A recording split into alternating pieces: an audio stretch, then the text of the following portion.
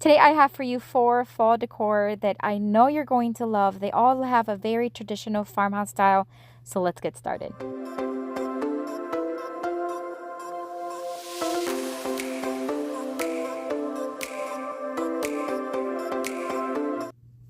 All right, so we are going to start with this paneling kind of board here. If you have followed me for a while, you know that I get tons of my wood pieces from the scrap wood area at the hardware store. This was one of those that were cut and somebody left the remaining board. So this was it, and it was only 25 cents, and that is at my store. So if you have a hardware store, ask them if they have a scrap wood area. I am going to give it 1.5 of a coat of, and when I say 1.5 is 1 full coat and then a second one only where it's needed. And this is going to be regular household latex paint. You know that I love chalk paint, but every so often I like to use latex paint, especially for larger projects like these because, you know, it's a lot less expensive to buy latex household paint. I just want to show you the wood grain, the beautiful wood grain that is showing even through the paint. Do you see that? Using my Cricut, I cut out a stencil that said fall breeze and autumn leaves. And I'm just going to place it right in the center. I designed it to where I have it kind of like centered and a little bit to the right. So I'm just going to transfer it. And by the way, I have this vinyl as well as other supplies and tools that I use throughout my videos and my Amazon store. So check it out. If you haven't seen it yet, it's a store. You just click on the link down below and I have all of my favorite Amazon supplies there. So check it out. So I am going to stencil it using this Artisa Amber color latex paint. It's beautiful. It's perfect for fall. And yeah, I'm just using a makeup sponge and I'm just going to stencil it and then remove the vinyl.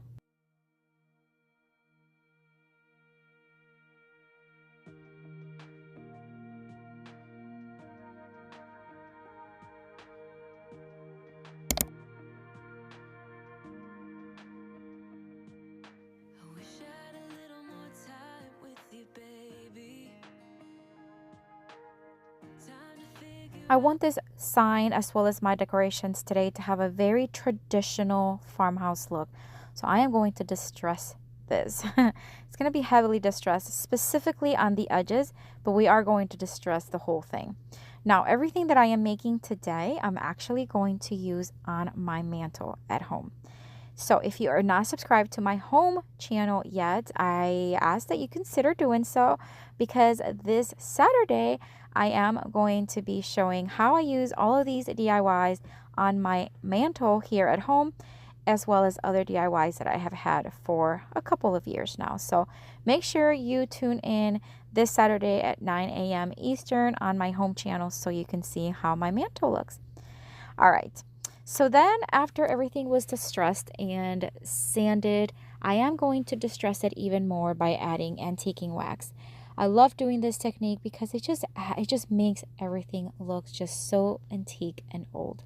So I'm just going to dab it with a chippy brush and then I'm going to do that all around. So all around the edge, I'm going to do that. And then on the corners, you can see that I kind of bring it in just a bit more. I'm going to dab, dab, dab, and then I am going to kind of brush a little bit here and there, but I'm also going to then take a dry rag and I am going to kind of mute and kind of remove any excess antiquing wax. You don't have to do that. I just do that because one, it just kind of mutes it and makes it look a little bit more natural, and two, it removes the excess antiquing wax. Then I'm just going to sand it down even more. Now this time I'm very lightly pushing on the sander. I don't want to remove all the antiquing wax.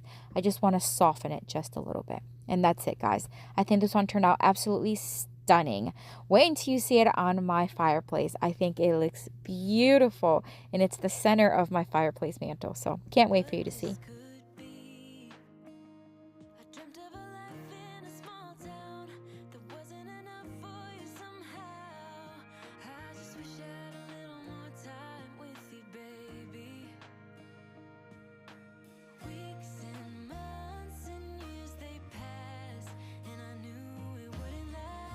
All right, so we are out here in my garage and I have this huge piece, chunk of wood. It is a 2 maybe by 12, and it's a piece that's been here in our garage for a little bit. But I am going to cut the corners in a 45-degree angle using my miter saw, and we are going to create a very large rustic pumpkin for my fireplace.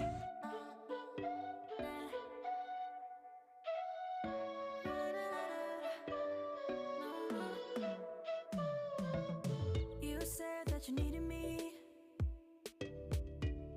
like a cargo, you will carry me. I just hope you know my depth, even though it makes no sense. 'Cause I'm broken.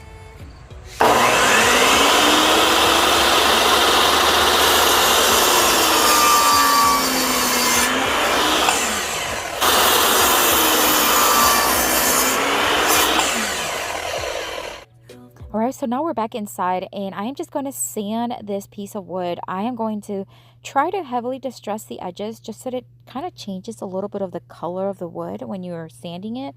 But overall, I am going to sand everything lightly, heavier on the edges, just to, again, remove any splinters, smooth it out, as well as just distress it just a bit. This piece of wood, this stick I got off of my backyard, I did cut out a piece. It's about, I don't know, maybe about 4 inches long. I am going to drill a hole both on the stick as well as the piece of wood, because this is how I am going to attach the stem. And I'm just going to add hot glue in the hole, add a skewer stick right inside, cut the exit stick, and then add hot glue on the what will be the stem, and then place it right in. This is going to keep it pretty sturdy, and it's not going to go anywhere.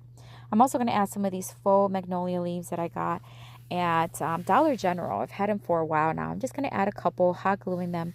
And then I decided to add a little cotton stem and some other little decor. I'm just going to drill a couple of holes on the top of the wood, add hot glue, just like I did with the stem, but this time is to hold the cotton stem right in, and then I can just fold it forward.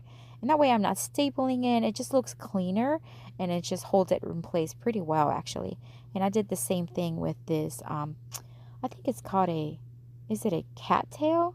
I don't know. Let me know in the comments if you know what this is called. But I think that's what it's called.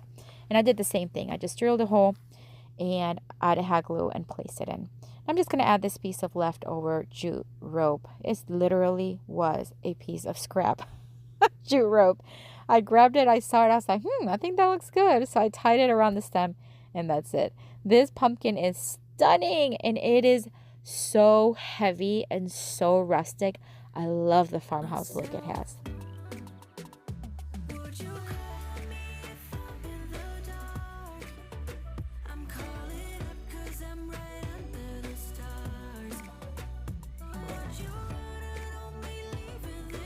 For this DIY, I am going to take this vase that I very recently got at the thrift store.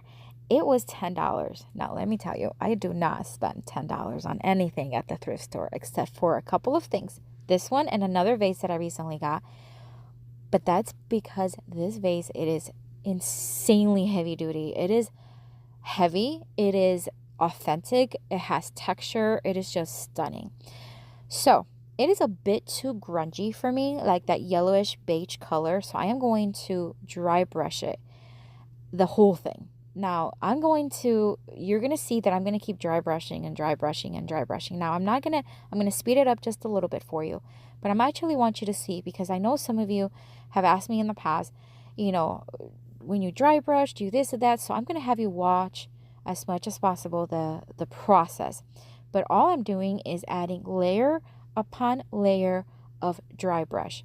Now, because the darker areas of the vase is actually indented, the dry brush just kind of go over it, but it doesn't really cover it fully. And I'm only adding a very little amount of paint on the brush every time I dip it in the paint.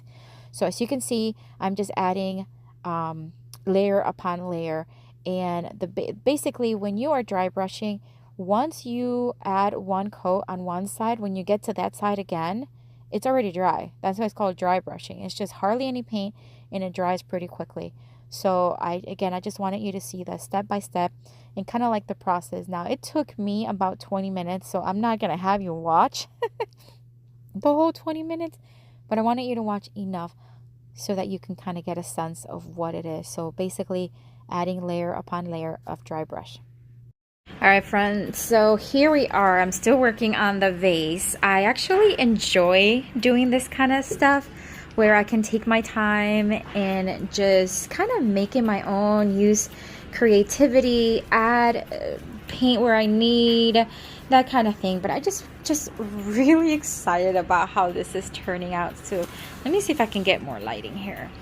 So you see, like, obviously you see a lot more of the white than the yellowish that it had, but you still see a lot of the dark, and you still see some of that yellowish pop through, which make it look very, very authentic and very antique. But I'm just loving the way this is turning out by just dry brushing, taking my time dry brushing, and I think it's turning out awesome.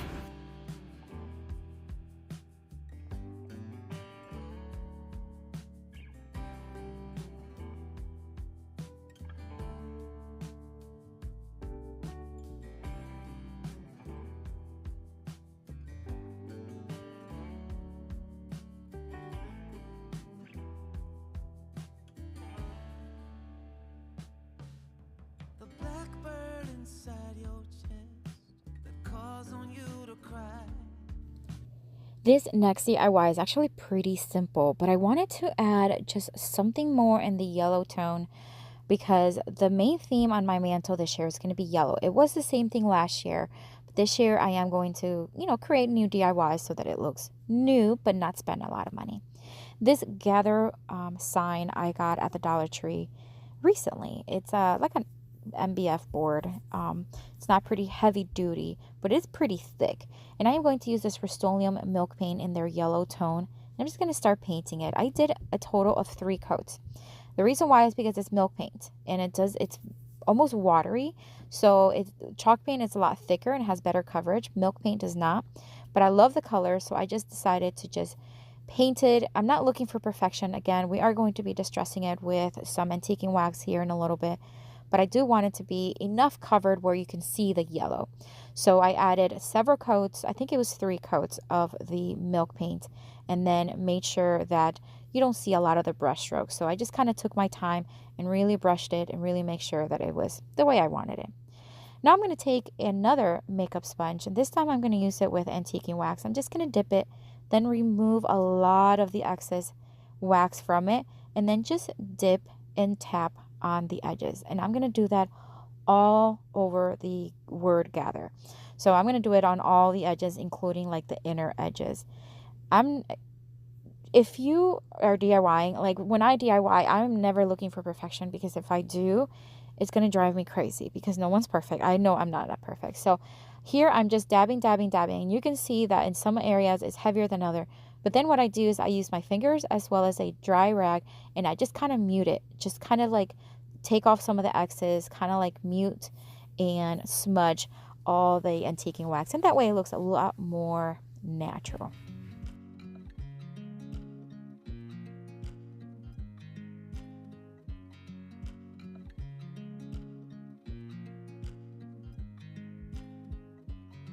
I watch you as you drive. All right, we're just about done with this one. Let me know what you think of this one. At first, I was not exactly convinced, and then, wow. That yellow is stunning. And then adding the antiquing wax just add dimension, and I love it. Please make sure you go visit my home channel. Again, it's linked down below.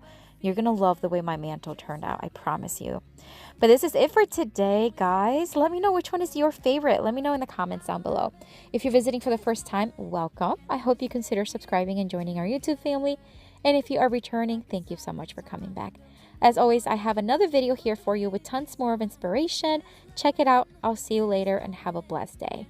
Bye. Stay here forever.